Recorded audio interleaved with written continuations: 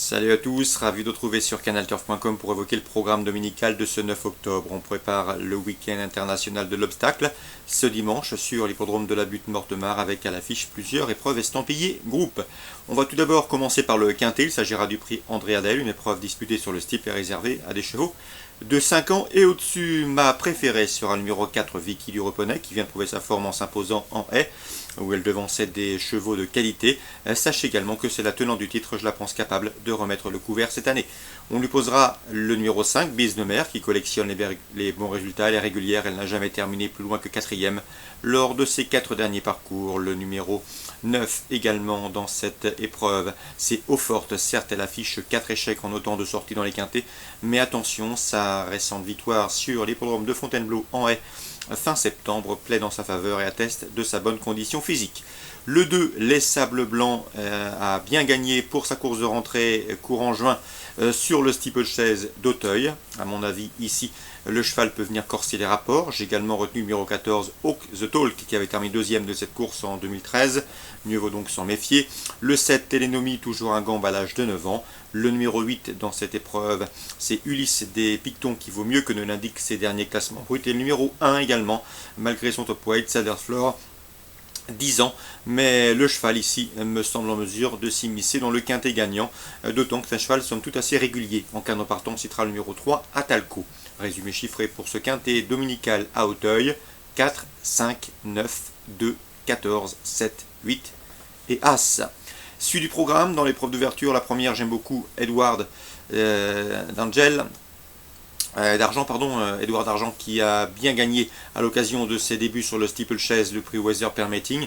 Il devançait ce jour-là un cheval qu'il retrouve, le 103, Dalco Morivière. On prend les mêmes recommandes, 101-103. Dans la suivante, on fera confiance au 201 Califco, un cheval de qualité. Il avait bien gagné le prix Agado au premier semestre, et pour sa rentrée, il a fait sien le prix Robert Lejeune, avec la manière, je le pense, capable de poursuivre sa série victorieuse, le 201 Califco.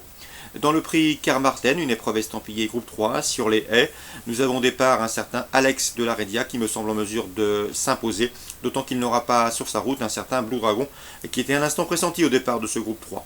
Concernant Alex de la Redia, vous le connaissez, c'est le deuxième de la grande course de haies d'Auteuil, un groupe 1 disputé au premier semestre, et pour sa rentrée, il a remporté le prix de Compiègne, une épreuve de groupe 3. Donc le 401 Alex de la Redia, base et favori tout à fait logique.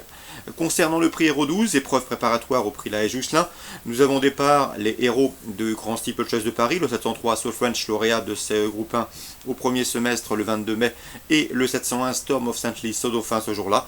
Il devrait une nouvelle fois batailler avec le 702 Millard Thomas, qui a remporté cette course en 2014 avant de se classer deuxième l'an dernier. Donc priorité haut de tableau, 703, 701, 702 dans ce prix Héros 12, édition 2016. Concernant Vire en Réunion 2, j'ai pu m'entretenir avec Émeric Ernaud. L'entraîneur driver est confiant avec le 218 César Dupomo, un cheval qu'il aime bien, un cheval qui a de l'avenir, un cheval de qualité. Il est en forme, il a très bien travaillé. Sachez également qu'il a déjà bien fait sur l'hippodrome de Vire, corne à droite. Et le seul bémol avec lui, c'est que le cheval n'aime pas les projections. Si ça se passe bien et qu'il n'est pas contrarié durant le parcours, il doit pouvoir jouer la victoire, le 118 César Dupomo. Je ferai également confiance à l'entraînement Jean-Luc Dersoir avec le 508 Bill Duribe, qui collectionne les bons résultats depuis plusieurs semaines. Le cheval fait face à un bel engagement, il a gagné 57 400 € pour un plafond fixé à 58 000. Il n'a jamais terminé plus loin que 4e lors de ses 8 dernières courses courues. Le profil corps droite ne lui pose aucun problème. Bref, vous l'aurez compris, ce 508 Bill Duribe mérite crédit. Dans la suivante, encore Jean-Luc Dersoir avec le 608 Data Duribe. Elle aussi a des atouts, elle a bien gagné en débutant à Villedieu, corde à droite, donc pas de problème de corde. Et deuxième ensuite à Laval. À mon avis, une confirmation est tout à fait ici possible, le 608 Data Duribe.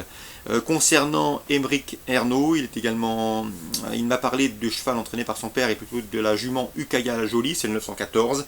On est confiant dans l'écurie, dans la famille, puisque cette jument a toujours bien fait en amateur. D'ailleurs, ses 3 dernières sorties en pareille société se sont soldées par 2 victoires et une place de 3e. Elle a bien travaillé et on ne serait pas surpris de la voir sur le podium, et ce à belle cote.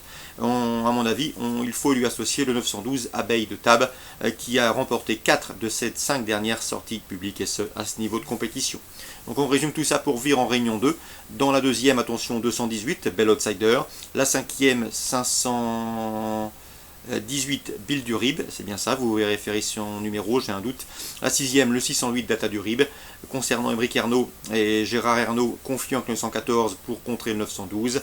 Concernant Rouen Mokanchi en réunion 4, encore Émeric Ernaud qui présentera le 207 Vital. On est très confiant, le cheval a vraiment pas mal d'atouts dans son jeu, il est en pleine forme, il a très bien travaillé jeudi matin. Sachez également qu'il fait face à un engagement intéressant en premier poteau, qu'il sera déféré des 4 pieds pour cet objectif, ce qui n'était pas le cas lors de ses précédentes sorties. Sachez également qu'il affectionne tout particulièrement la piste de Rouen Mokanchi, puisque ce Vital affiche 3 courses à Rouen Mokanchi pour 2 victoires et une place de 3e, des statistiques qu'il pourrait bien confirmer ce dimanche. Donc son numéro c'est le 207 Vital en réunion 4 à Rouen-Mokanchi. Voilà pour mes infos de ce dimanche 9 octobre. J'espère qu'elles vous permettront de passer au guichet. Je vous souhaite un très bon week-end et on se dit à très bientôt sur Direct Course.